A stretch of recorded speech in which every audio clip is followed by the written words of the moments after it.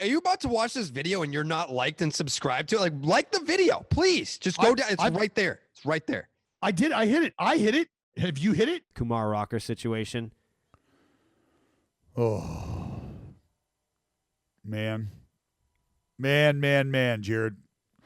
There's so many different ways I can go with this, dude. Yeah. So many different ways I could go with this. Let's just kind of explain it so folks understand what has transpired here. Like, they need all the information, all right? So Kumar Rocker drafted by the New York Mets. Once that happens, the New York Mets have solely attained their ability to negotiate with Kumar Rocker. Nobody else gets to call Kumar and see if he wants to play. Well, you take a physical before the draft. Pre-draft physical, pre-draft MRIs. And from what I understand, Kumar Rocker did not do that. Is that correct? From what I understand, that is correct. So when you choose to not take the MRI and you choose to not provide a certain level of medical background information, that then gives your drafting team, or the team who owns your rights as a player now, the opportunity to either not negotiate a deal with you, or at the very least, they have to offer you 40% of your slot money. So whatever the 40% value would be for an 11th overall pick, that is what the Mets would be required to offer at bare minimum. However, they decided not to go that route at all, which then leaves Kumar Rocker with a couple decisions. He can either go back to school to Vanderbilt, which ain't happening, as he said last night, or he could choose to seek employment in an international game. He could go overseas, like we've seen some potential draft prospects do in the past, very recent past. Something of note, Kumar Rocker, I believe, Boris representative. He is. Boris representative, the kid's name is escaping me, but went through this a couple years ago and decided to go to Japan instead of waiting another year. And made more money doing that than he would have from his draft bonus, correct? You bet your ass he did, Jared. Yeah. You bet your ass he did. So Kumar Rocker now left again. Decides school? Nope. I'm done doing homework. International Japan League? Nope. I think I like it over here and I'm pretty good and I think I can compete here. So he gets left on the outside looking in because the Mets, having said we will not negotiate a deal with Kumar Rocker, effectively take advantage of, I don't know if it's a loophole. It doesn't seem like it's a loophole. It seems like it's very glaring. It's right there.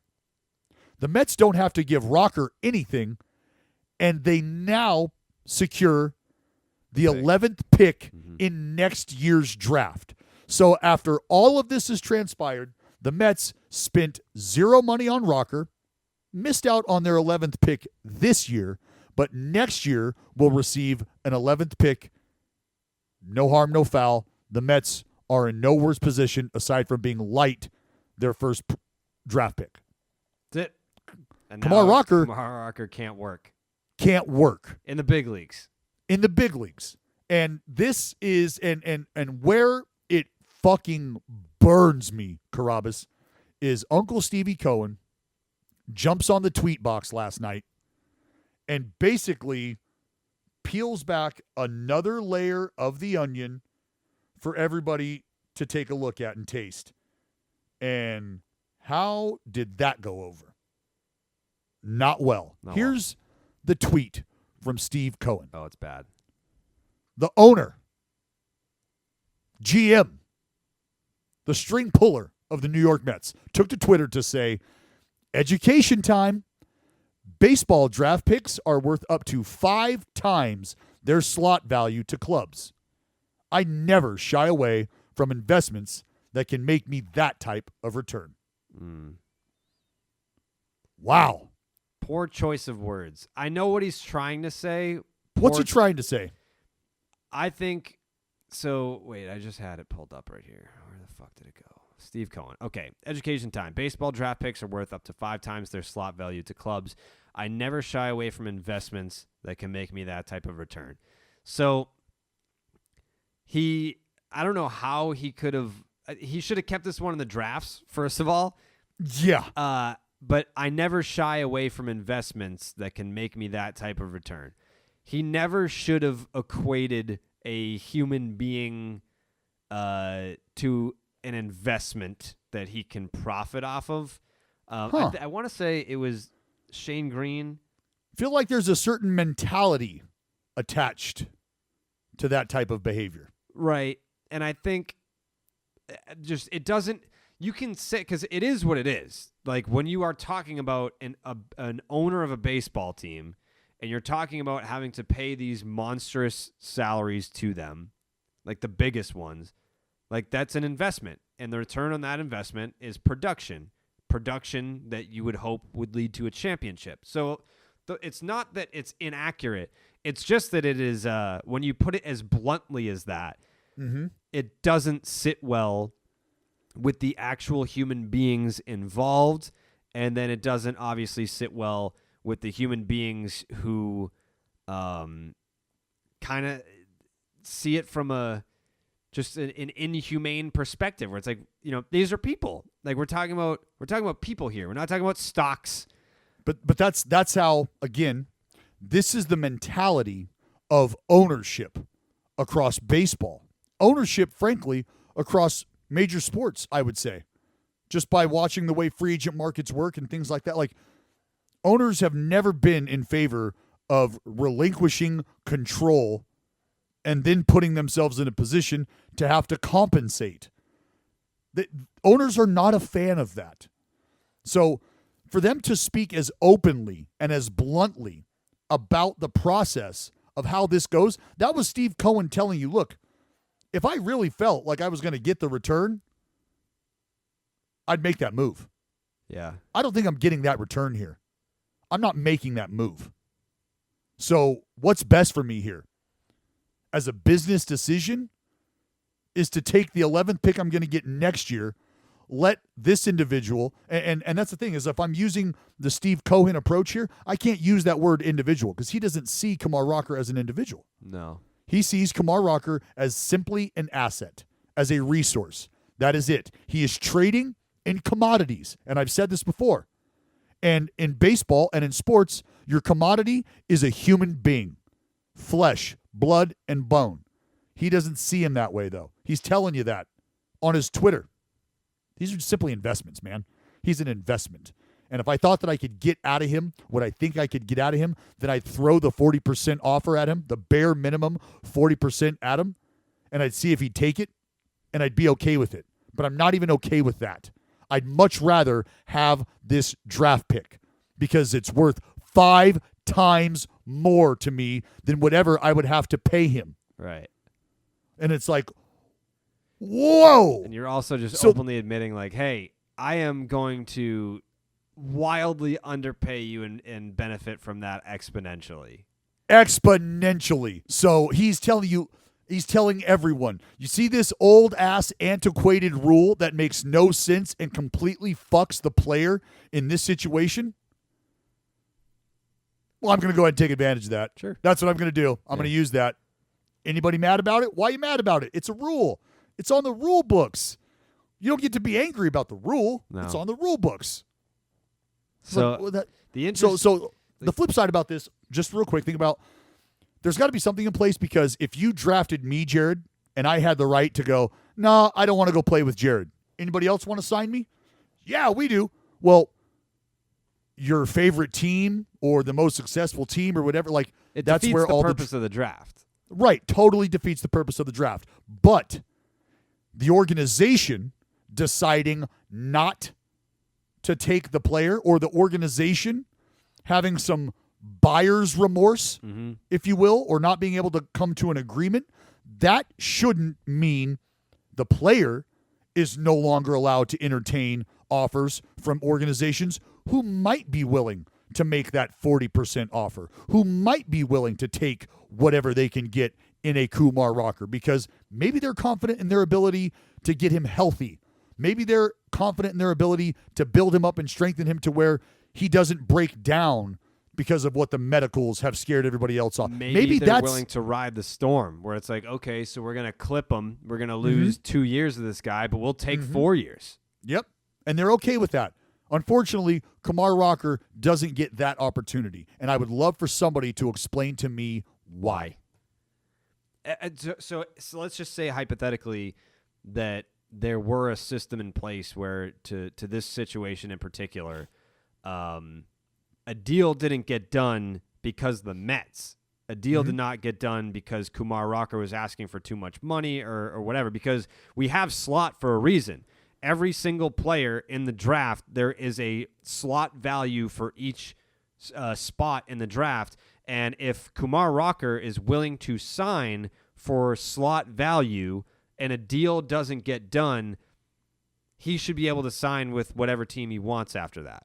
Correct. And unfortunately, it doesn't work that way. And that is the problem. Right. Because let me ask the you answer. This. Let's say that situation plays out, because I think it would also, you would have to have like an arbiter, right? Like it couldn't be hearsay. It would have to be like a third party arbitration panel that reviews and interviews both sides, makes the determination that, okay, this didn't happen because the Mets didn't want it to happen, not because Kumar Rocker was willing to sign for slot value. So if he then doesn't sign for slot and the Mets are trying to sign him for under slot, and then let's just say he becomes a free agent, can he then only sign for his highest slot? Like that's it should. That's all what's these not mechanisms. fair, I guess. All these mechanisms are in place already. Everything that you just outlined is already in place to prevent any nefarious activity on a player's behalf. Like to do that, right? So that's what this means. Hey, you're going to draft Rocker. Great. Where do we go from here? You're going to offer him a deal. He's going to go, or he'll go through a medical background check. He'll go through a physical. You will then offer him a deal based on those findings. From there, you negotiate and you have your business relationship. Sound good? Okay, great. If he doesn't want to do the physical, you as the organization then have power to take whatever number you would give him and reduce it all the way down to a minimum of a 40% for the slot that he is drafted in. Everybody okay with this? Everybody clear? Okay, got it. So if he doesn't take the physical, all we have to offer him is 40%, and then the ball is back in his court. Is that what you're saying? That's what we're saying. So Kumar Rocker said, not going to do the 40%, man. Like that's not happening. Well, he wasn't even offered that. Mm-hmm. Didn't even get offered that. The Mets didn't offer him the 40%. They didn't put the ball back in his court. They kept the ball and said, we're not even going to check the ball. We're not playing. We're not anything. You're not going to shoot for take. Nothing. We're done. We're all done here. And so that's where Kumar Rocker is left going, well, now it would be my move. Like if this is a chess game, you just moved and kept your piece over there. Now it's my move. Mm-hmm. Oh, but you're telling me it's now actually a stalemate. Like I don't get to move anymore. I have to either go back to school or I've got to go play internationally. I can't be a part of the game in my own country because you're choosing to keep the ball. That's not fair at all. That is leaving the commodity, the resource, with zero options. Right. Well, he's got options, but they're just not anything close to what he had preferred. It's not an equal option. No, that's the thing. Not, no. It's not an equal option. You have to give me a lateral move here. You have to give me a lateral move. Lateral move being, if it's not the Mets, then you have to give me the opportunity to sign with 29 other teams that might be interested. And if it's a matter of them only having to offer me 40%, then you got to give those other teams that option. Because you're not giving the other teams that option. You're giving Kumar Rocker that option to sign with other teams. But, again, the mentality, Jared, the mentality of these ownerships say, no, if he doesn't want to play with me, he's not playing with anybody. Right. If he's not going to work for me, he's our property. He's mine. And if he doesn't work for me, he ain't working for anyone. Yeah. That doesn't something seem... has to. I could easily see something here because he is such a big name. Again, this is a guy who was for a long time on every mock draft as the number 1 overall pick for a long time. It wasn't until maybe 2 months away from the draft, 2 months and change, that started to change. I could see the Kumar Rocker rule happening because of this, because there are a lot of people that are upset about this. And also, I don't know what you make of this, but well, I think you do know what to make of it. Scott Boras was trying to say that like the medical stuff was like a farce. Well, that's where it becomes subjective, because your team doctor and my team doctor could have finished 1 and 2 in medical school, but you're paying your team doctor and I'm paying my team doctor. And that right there is the minute that opinions start to vary. Medical opinions start to vary. Oh, Dallas, that doesn't sound fair. That sounds kind of horseshit. Like, you mean to tell me that a doctor or a medical staff would actually disclose information or withhold information that would benefit the organization as opposed to just being truthful and transparent? Yep. That's what I'm telling you. Yeah. So, I mean, right now, I think it was John Morosi who had the news that Kumar Rocker will not be going back to Vanderbilt. He's what, 21 years old? I think so. So he had 1 more year of eligibility left and had the option to return to Vanderbilt to pitch for 1 more year, and he will not be doing that. So everyone by now, after Dallas's explanation, because when I tweeted this out, people were like, well, does that mean that he's free to sign with anyone? It should mean that. Sure. Yeah. It definitely That's what should you would mean think. that. That's that. How about, it's that simple. The average fan's mindset takes them there. Oh, Yeah. well, he could sign with somebody else then, because that just makes the most sense. Correct. That's fair. That doesn't seem shady. That just seems like a normal second move. Yeah. So he has decided not to return to Vanderbilt, which means that his options now are to essentially play overseas. Right. Play overseas or go to a lab. Stay sharp in a lab. Those are your options. Yeah. I mean, why not fucking go play overseas? I'm sure they'd be happy to pay him more than what he would have gotten from the Mets. I'm with you, dude. I'm with you. Trust me, like, that's why it's a character mindset thing for me, and that's what I talked about with the kid who went over to Japan.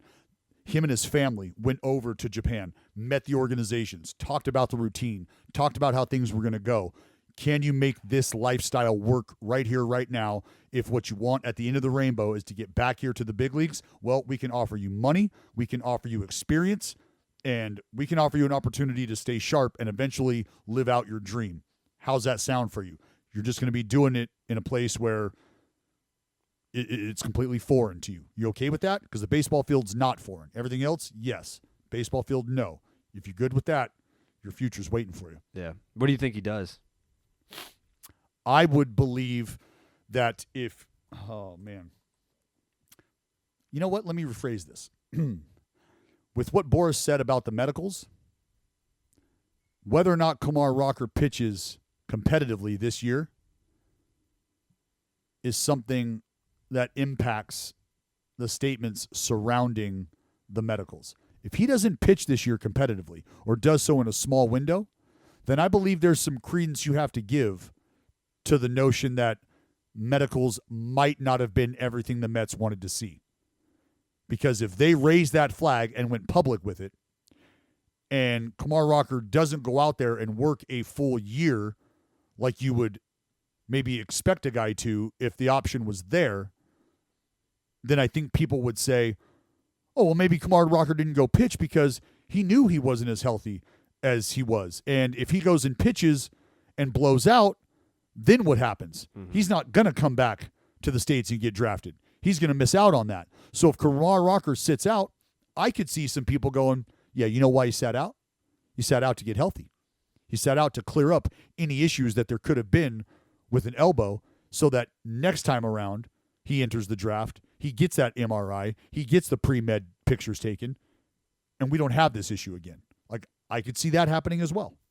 So that whole statement about the medicals being a complete farce, that's big. That's big when you think about what Kumar Rocker's future is going to look like. Yeah. I mean, because he's also got to protect himself at this point, right? Like, he's got to consider. Doubt. Oh, like, you insure that arm. Yep. You insure that arm if you can. and try to do everything you can to procure what you have going right now. Yeah, it's I hope I hope he goes somewhere and pitches as soon as he possibly can. It sucks because, you know, to every point that you've made so far, I feel like this is the case. This is the name. Like, it needed to be a name like this. It needed to be someone that everyone, because that's the number one complaint that baseball fans have every single year is, I wish I cared more about the draft. Like, you know, these guys get drafted, no one knows who anybody is, and then they get drafted, and you don't see them in a big league roster for 3, 4, 5, sometimes 6 years, whatever it is. It's like, okay, well, this time it's different. You know who the fuck Kumar Rocker is. Mm-hmm. You've known who he was for a while now. You've probably seen clips on Pitching Ninja of Kumar Rocker pitching at Vanderbilt. Well, now this is happening to someone that a lot of not just Mets fans, baseball fans were excited to see pitch in the big leagues. And now you're not going to get to see that. And not that he would, I mean, he is one of those guys that we've talked about in the past where does he get hot-shotted to the big leagues? Like, is he big league ready? Could you see him within a year of getting drafted? I think the answer to that is unequivocally yes. You could have, if he were healthy and he gets drafted, could you see him in the big leagues within a year? Yeah, I do think so. So now his career path has been altered because of a broken down, failed negotiation where the Mets have now put this man in a position to where he has to make a decision that isn't even remotely fair for him to have to make. Well, and the thing about the medical stuff too, Jared, is you got to remember, players that are typically expected to go high in the draft oftentimes don't even participate in those pre-draft physicals, if you will, or the medical stuff. And in doing so, that makes all of that player's medical information available to everyone. To everyone. So they've all got the information that the Mets had, from what I understand. So if that's the case, then other teams would be already in a position, would be as equipped as they could be to make a decision based on the medical information, right? Right. So by not signing Kumar Rocker, the Mets, what do they keep? Almost $900,000 unspent money? It's roughly $900,000. Yeah, it's like $847 or something like that. Yeah, this is just it's a rule that has to change, man. It's something that has to change. And I think along with this we start to see draft picks getting swapped around too. I'd like to see that. I think we'll see that next CBA. That seems like a no-brainer. But I mean, with international signing pools and stuff like that, and how you're able to move money from one to the other, and there's a lot going on, man. There is a lot going on. Yeah, and we'll have more on that as it becomes available.